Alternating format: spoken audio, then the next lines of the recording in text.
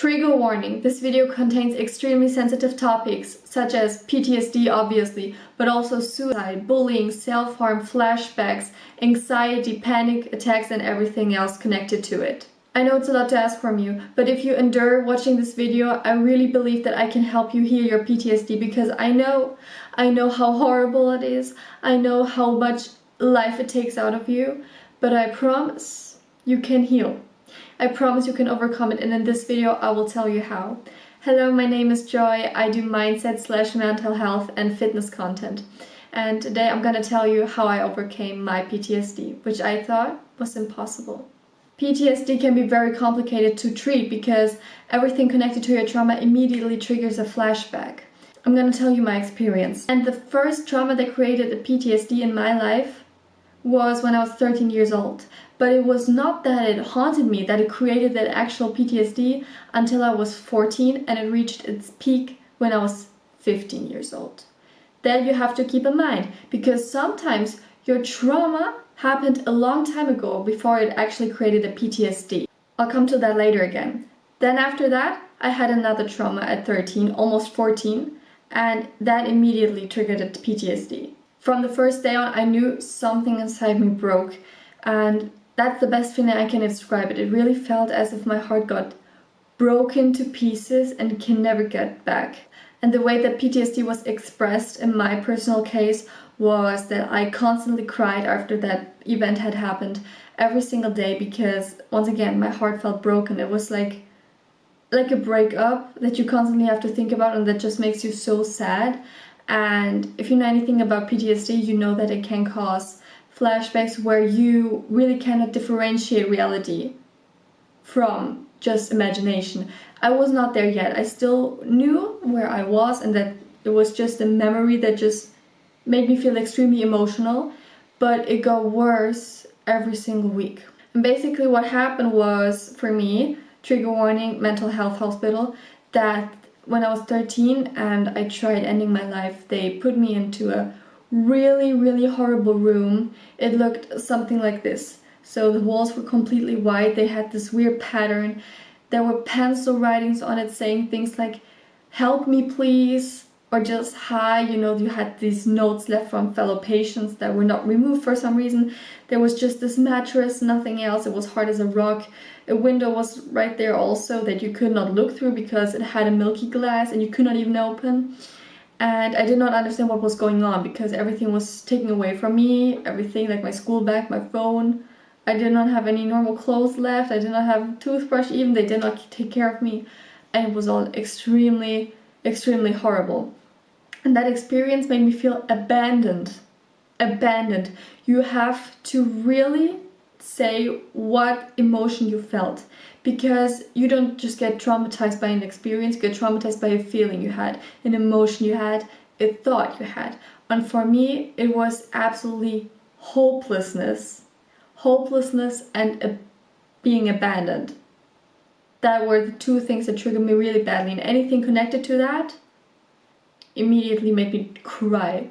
So since I was aware of that, I was in the mental health hospital, obviously, and I told my therapist about it. What happened from then on was that it constantly got worse, because when I tried to talk about it, to talk about my experience, about my memories, I would actually start to slip away.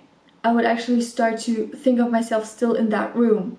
A lot of people that struggle with PTSD have a feeling of shame because, you know, cliche always says you only get PTSD from something like war or SA, like something really bad, something really intense, something where actually people try to harm you. And that was not the case in my situation, but that made me so full of shame, so embarrassed, that I did not think of it as valid, which is not true. I now know. I wouldn't be here otherwise. Yeah, but I realized it got worse. And what they tried to do is talk about it, and talking about it makes it worse. Never on earth talk about your trauma with anyone. Don't. I don't even know what therapists do for their living. I don't know what their job is, because whatever they are trying to do does not work. It makes everything worse.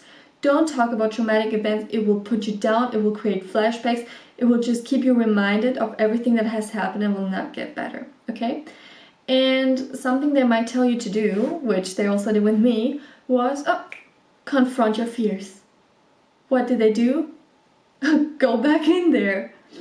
It was actually my decision, so they did not force me to do any of that, but because I was so traumatized and so terribly scared of that room that I could not even walk past it without getting a flashback, I said, okay, you know what, if that's what it takes, I'm gonna do it. I took my favorite worker from the mental health hospital and he went with me inside it.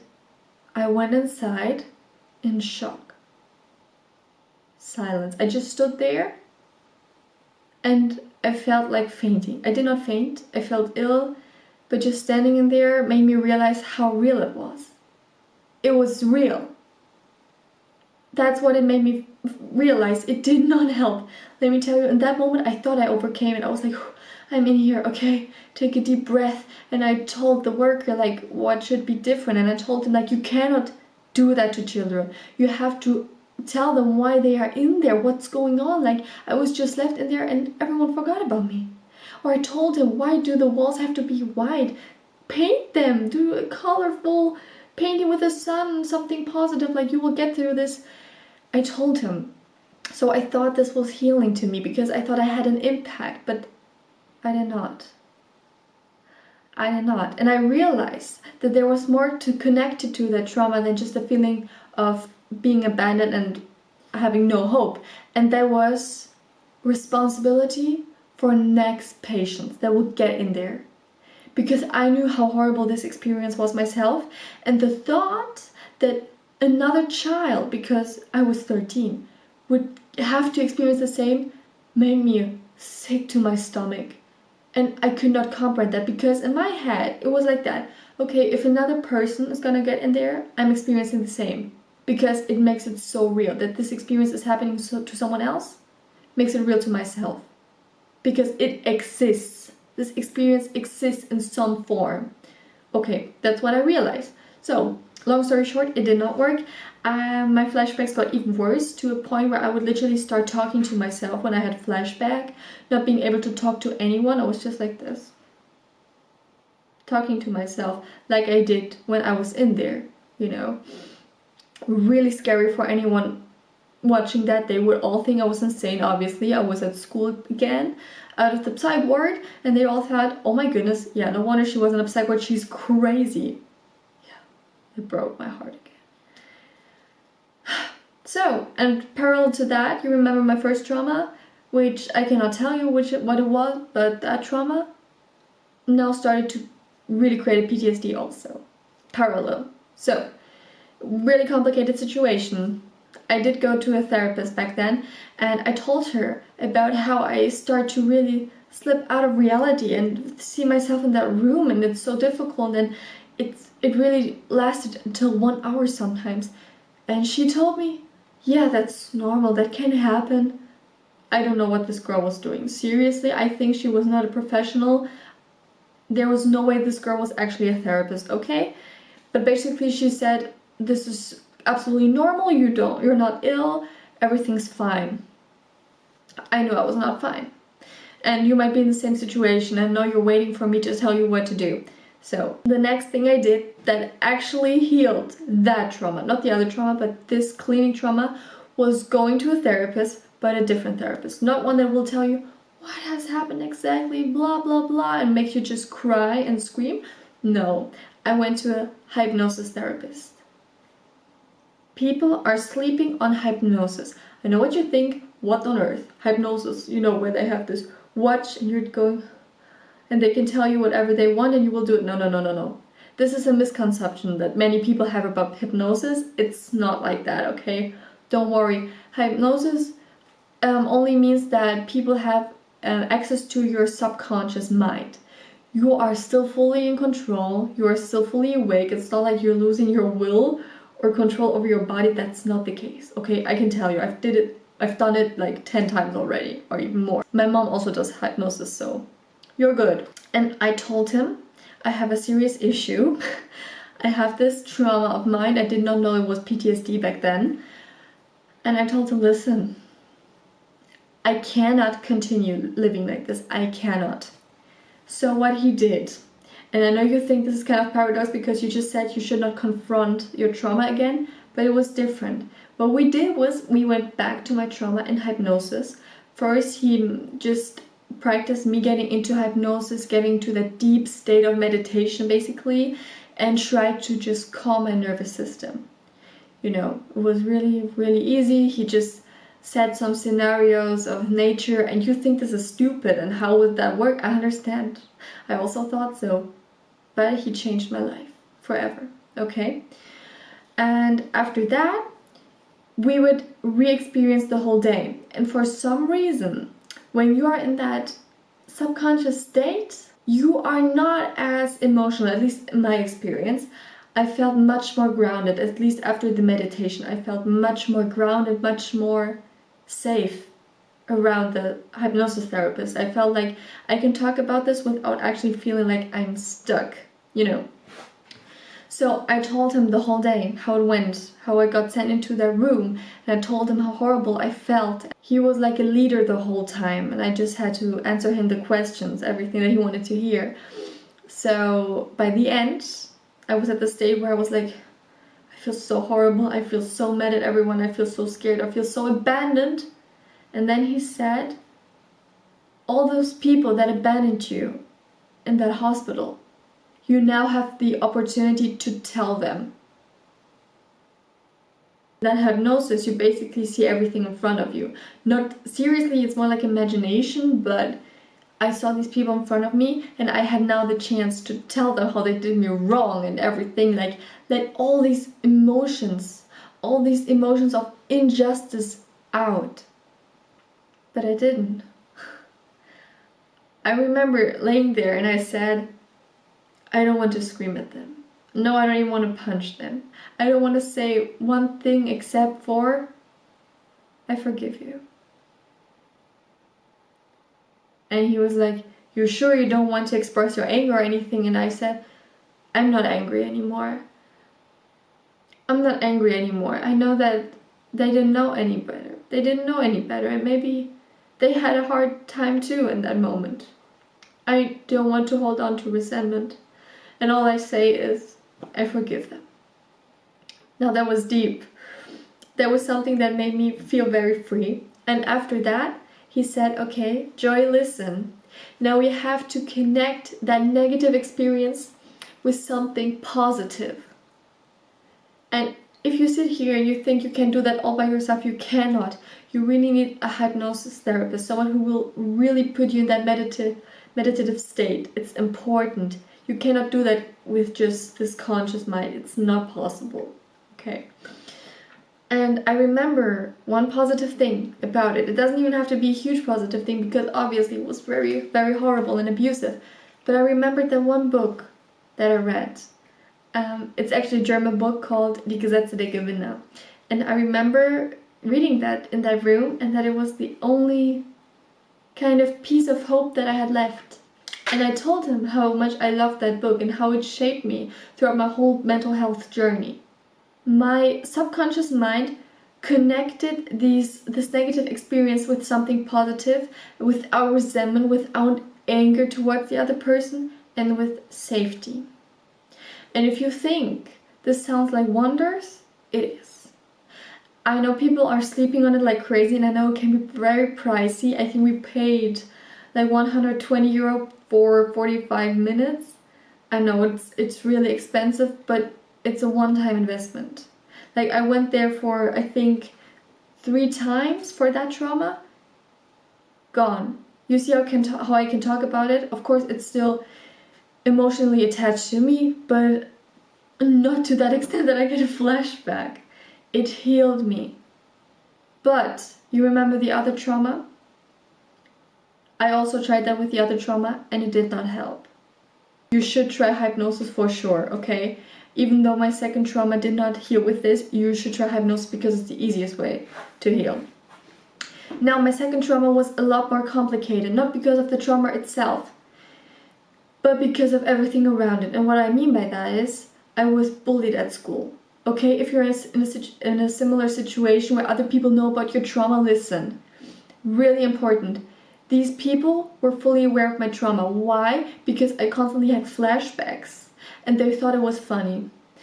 I don't know, these people were miserable, they really hated me, and they constantly tried triggering me, okay? They constantly said things on purpose to trigger my flashbacks, and they were much worse than the flashbacks from my first trauma, because now I would faint.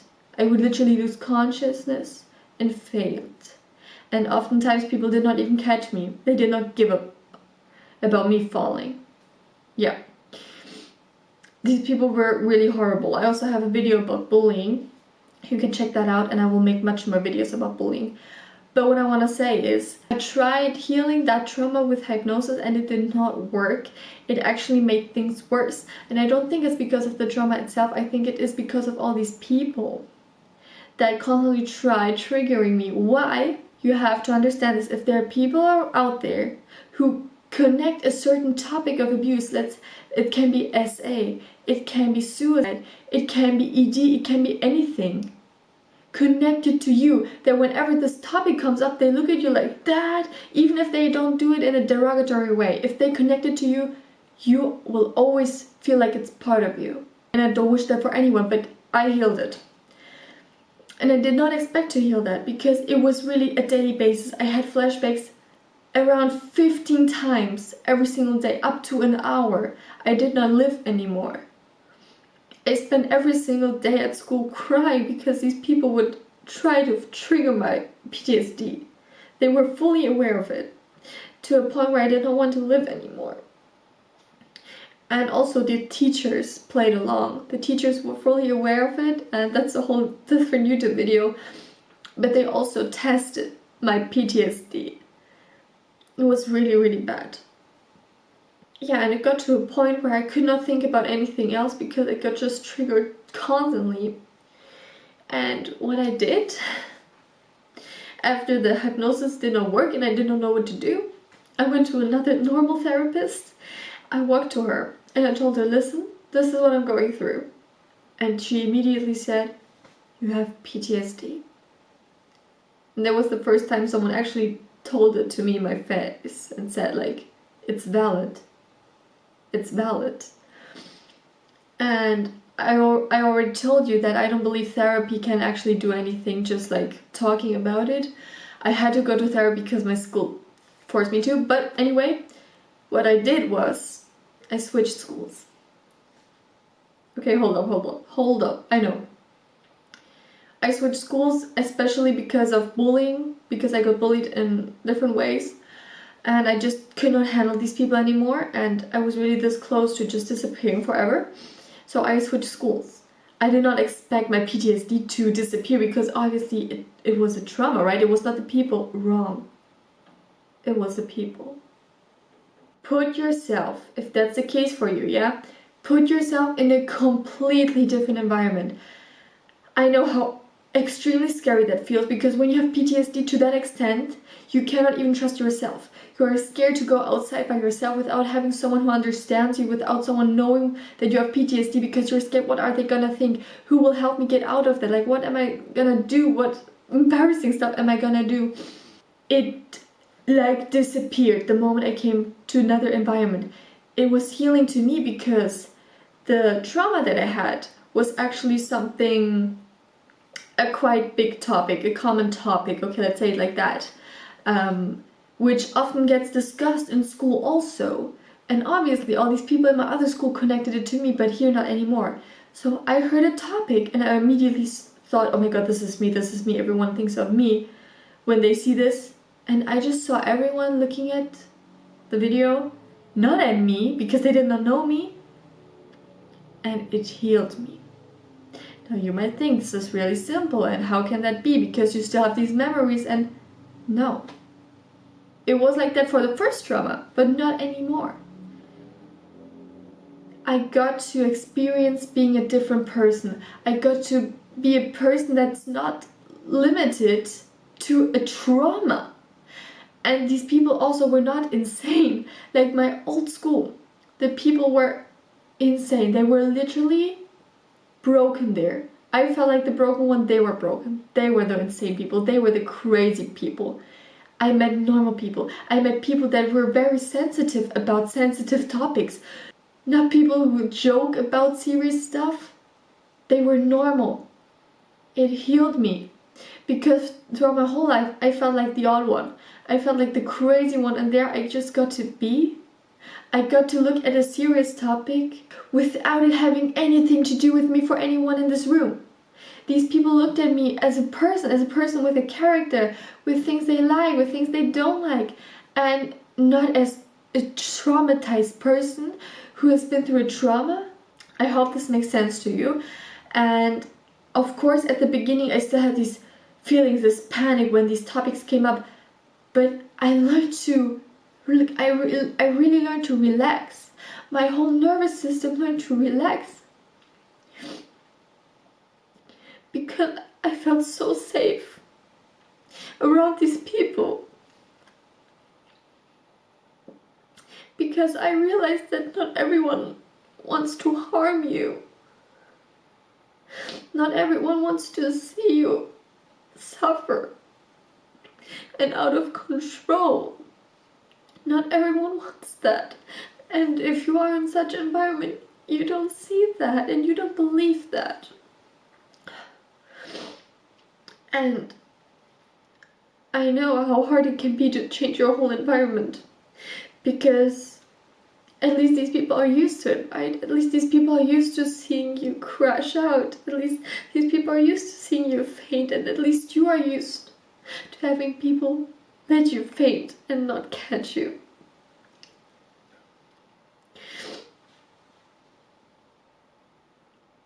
But people are more than that, and you are more than your trauma. You are more than your trauma. You are more than what has happened to you. There are more people than those that try to make you suffer. Those are evil people. Do you understand that? Evil people, terrible people, these are not even humans. But humans exist, and they will not laugh at you. They will take you very seriously. They will not joke about mental health, about suicide, about abuse, about anything. They will take your trauma seriously. And you will also learn that you don't have to tell your trauma in order to feel like people get to know you. You're more than your trauma. If you have PTSD, then you feel like this trauma is connected to your personality. It is not. And you have the right to experience that with new people. Move away. Move out. Go away from your family, even if they only mean the best for you. Say, I need distance. Go travel by yourself, without your partner, without your best friend. Go travel by yourself, and you will realize that there's more in life. That there's so much more in life. And for the love of God, don't trigger yourself.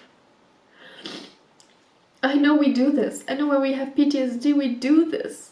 We trigger ourselves, we trigger our own flashbacks, because I don't know why. Maybe we want to get less sensitive to it. Maybe we want to get used to seeing it. Maybe that's a very frustrated, maybe that's a super desperate try to overcome our fear, our flashbacks, but it will not get better. You're making everything worse.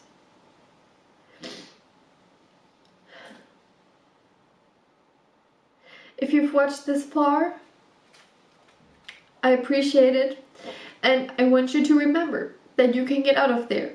It took me like 1.5 years, maybe 2 years, until I realized that. But I healed.